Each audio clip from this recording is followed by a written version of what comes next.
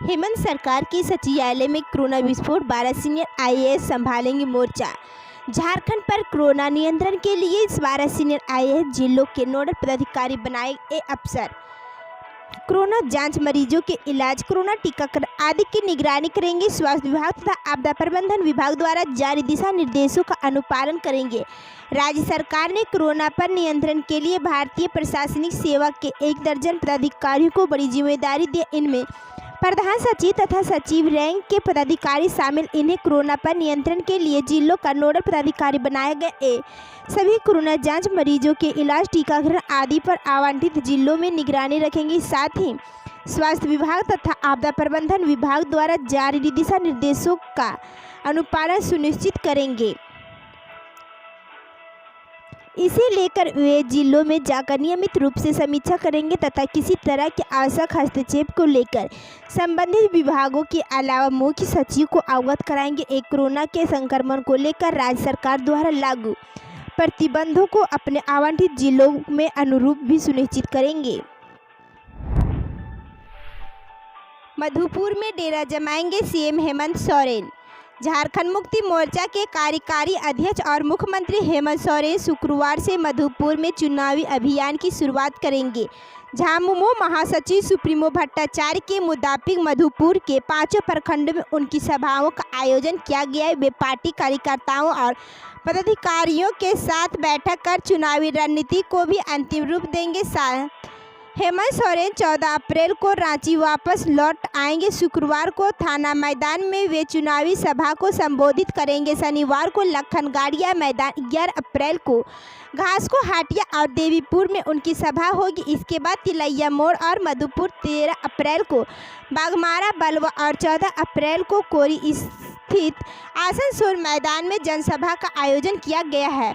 मधुपुर उपचुनाव में कांग्रेस सीधे तौर पर मैदान में तो है नहीं, लेकिन बड़ी सहयोगी झामुमो के साथ एकता दिखाते हुए पूरी कोर टीम मधुपुर कैंप कर रही है। कांग्रेस का यह मिशन राज्य में मजबूत गठबंधन और बेहतर संदेश देने के लिए भी है। पार्टी के प्रदेश अध्यक्ष डॉक्टर रामेश्वर उरांव के नेतृत्व में बुधवार, गुरुवार को कोई सीनियर नेताओं का जुटाव हुआ। एक दिन पहले ही मंगलवार को कार्यकारी अध्यक्ष राजेश ठाकुर ने मोर्चा संभाल लिया था। अब तक गाहे बगाहे अपनी नाराजगी जता रहे पूर्व सांसद फुरकान अंसारी भी पहुंचे, तो आसपास के जिलों से भी कांग्रेस नेताओं और विधायकों को चुनाव में लगा दिया गया है। प्रदेश अध्यक्ष ने सभी नेताओं को अपनी पसंद और सुविधा के अनुसार प्रचार अभियान में जुट जाने को कहा गया है। रंग लाई एनएचआरसी की पहल, सरकार मजदूर के परिवारों को देगी 1 लाख का मुआवजा, जाने वजह। राष्ट्रीय मानवाधिकार आयोग की पहल पर भूख से मौत के एक मामले में झारखंड सरकार ने मृतक के परिजनों को 1 लाख का मुआवजा दिया है। मानवाधिकार विभाग ने जांच में पाया था कि मृतक के पास ना तो राशन कार्ड था, ना ही अनाज।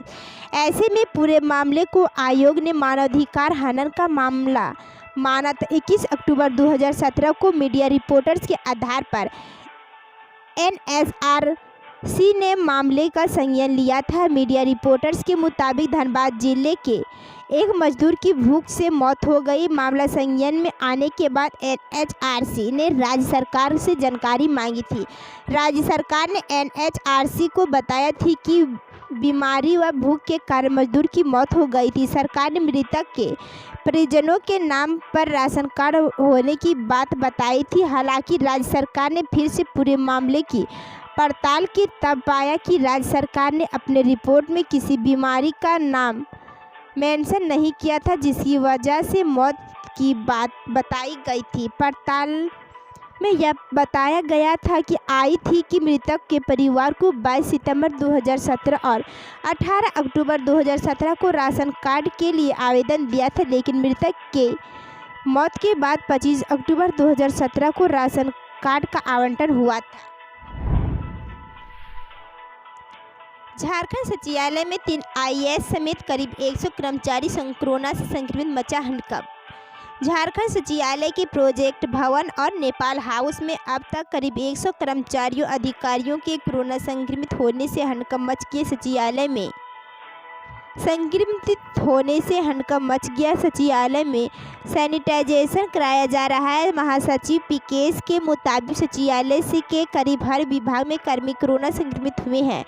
योजना विभाग में 4, पशुपालन में 1, वित्त में 1, खनन विभाग में 2, माध्यमिक शिक्षा में 1, पथ निर्माण में 2, पर्यटन में 4, ग्रामीण विकास में 7, उद्योग विभाग में 3, वित्त में 4, कार्मिक में 2, फाइनेंस ऑडिट में 1, पेयजल स्वच्छता में 8, परिवहन में 1, नगर विकास में 1 कर्मी पॉजिटिव है। पर्यटन विभाग में उप विकास निदेशक और खनन विभाग के अंतर्गत लोहरदगा के जिला खनन पदाधिकारियों की मौत हो चुकी है।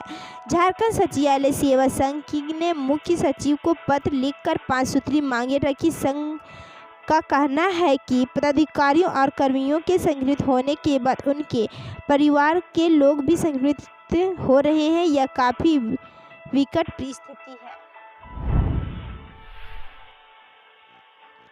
हजारीबाग में कोचिंग बंद कराने का विरोध, सड़क पर उतरे सैकड़ों छात्र। शहरी क्षेत्र के मटवारी एवं कोरा चौक स्थित कोचिंग संस्थाओं को बंद कराने पहुंची पुलिस को छात्रों के भारी विरोध का सामना करना पड़ा है। कोचिंग संस्थाओं को बंद करने के विरोध में करीब 500 छात्रों ने जिला परिषद चौक को जमा कर दिया है। छात्र सरकार के खिलाफ जमकर नारेबाजी कर रहे हैं। छात्रों का कहना है कि मैट्रिक और इंटर की परीक्षा करीब है, ऐसे में कोचिंग बंद होने से उनकी पढ़ाई बाधित होगी। छात्र सरकार द्वारा जारी गाइडलाइन का विरोध कर रहे हैं और कोचिंग संस्थाओं को खोलने की मांग कर रहे हैं। पुलिस छात्रों को समझाने का प्रयास कर रही है, लेकिन काफ़ी संख्या में छात्रों के होने की वजह से पुलिस के लिए भी छात्रों को समझाना मुश्किल हो रहा है। एसडीपीओ भी मौके पर मौजूद है। छात्रों के साथ बड़ी संख्या में छात्राएं भी सड़क पर उतरी है। छात्रों ने सड़क को जाम कर दिया और कतार बनाकर बीच सड़क में बैठ गई है। झारखंड में कोयले की कमी के कारण नहीं आएगा बिजली का संकट, अगले 2 महीने की जरूरत भर का कोयला स्टॉक में। कोल इंडिया के पास कोयले का स्टॉक 100 मिलियन टन का हो गया। आने कोयले की कमी के कारण बिजली संकट का डर नहीं। कोरोना के कारण अधिक कोयले का उत्पादन प्रभावित भी होता है, तो अगले 3 माह तक बिजली घरों को जितने की ज़रूरत होगी उतना कोयला कोल इंडिया के पास उपलब्ध है। कोल इंडिया ने पिछले वर्ष के 602.1 मिलियन टन के उत्पादन के मुकाबले 2022-21 में 596.2 मिलियन टन कोयले का उत्पादन किया। पावर सेक्टर द्वारा सुस्त उठान के कारण कोल इंडिया के स्टॉक में अब तक रिकॉर्ड 100 मिलियन टन कोयला पहुंच गया है। 526 मिलियन टन की अनुमानित मांग की जगह 2020-21 में पावर प्लांटों ने 444.5 मिलियन टन कोयले का ही उठाव किया। कोल इंडिया ने एक साल पहले 602.1 मिलियन टन के मुकाबले 2020-21 में 596.2 मिलियन टन का उत्पादन किया है। अब कोल इंडिया प्रबंधन कोयले का स्टॉक को कम करने पर ध्यान केंद्रित किया है।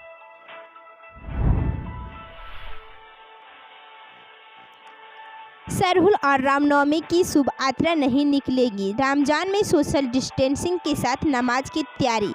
कोरोना को लेकर सरहुल की शुभ यात्रा नहीं निकाली जाएगी। गुरुवार को जिला प्रशासन के साथ बैठक में सरहुल पूजा समितियों ने यह निर्णय लिया है। सिरोम टोली स्थित मुख्य शरण स्थल पर सिर्फ 5 लोग पूजा पाठ करेंगे। अलग अलग मौजा में भी 5 लोग शरण स्थल पर वाहन से पहुंचेंगे और बारी बारी से पूजा पाठ कर लौटेंगे।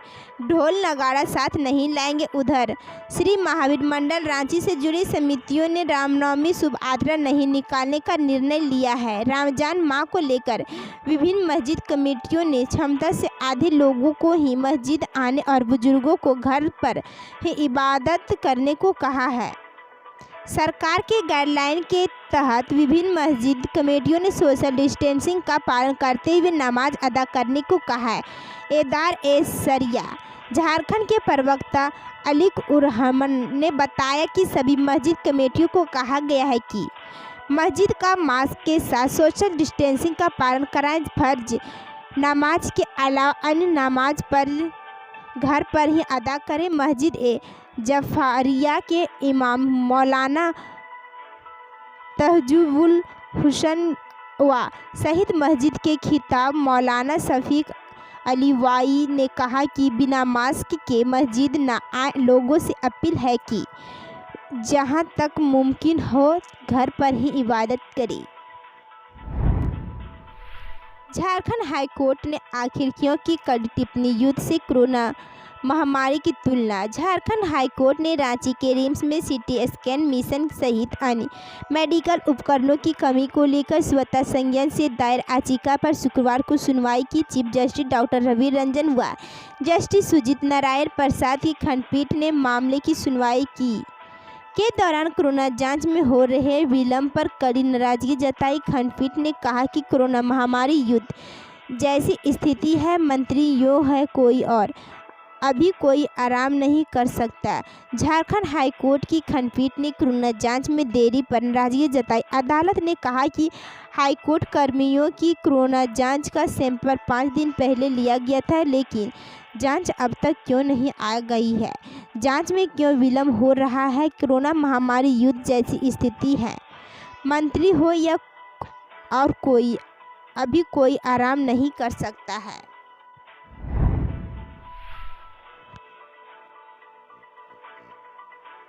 चारा घोटाले में सजायाफ्ता लालू प्रसाद की जमानत पर झारखंड हाई कोर्ट में हुई सुनवाई। जवाब दाखिल करने के लिए सीबीआई ने मांग वक्ता, अब इस तारीख को अगली सुनवाई। बिहार के पूर्व सीएम व राजद अध्यक्ष लालू प्रसाद यादव की जमानत पर शुक्रवार को झारखंड हाई कोर्ट में सुनवाई हुई। इस दौरान सीबीआई ने जवाब दायर करने के लिए अदालत से वक्त मांगा। इसे लेकर अदालत ने स्वीकार कर लिया। अब 16 अप्रैल को दुमका कोषागार से अवैध निकासी से जुड़े चारा घोटाले में सुनवाई होगी। आपको बता दें कि वे गंभीर बीमारियों से ग्रस्त लालू प्रसाद यादव को इलाज दिल्ली के एम्स में चल रहा है। इससे पहले वे रांची के रिम्स में इलाजरत थे। चारा घोटाले में सजायाफ्ता लालू प्रसाद यादव की ओर से एक बार फिर झारखंड हाई कोर्ट से जमानत देने का आग्रह किया गया। इससे पहले जस्टिस अपरेश कुमार सिंह की अदालत ने दुमका कोषागार से अवैध निकासी मामले में दाखिल जमानत याचिका खारिज कर दी। सीबीआई की दलील को सही मानते हुए अदालत ने लालू की जमानत याचिका खारिज की थी।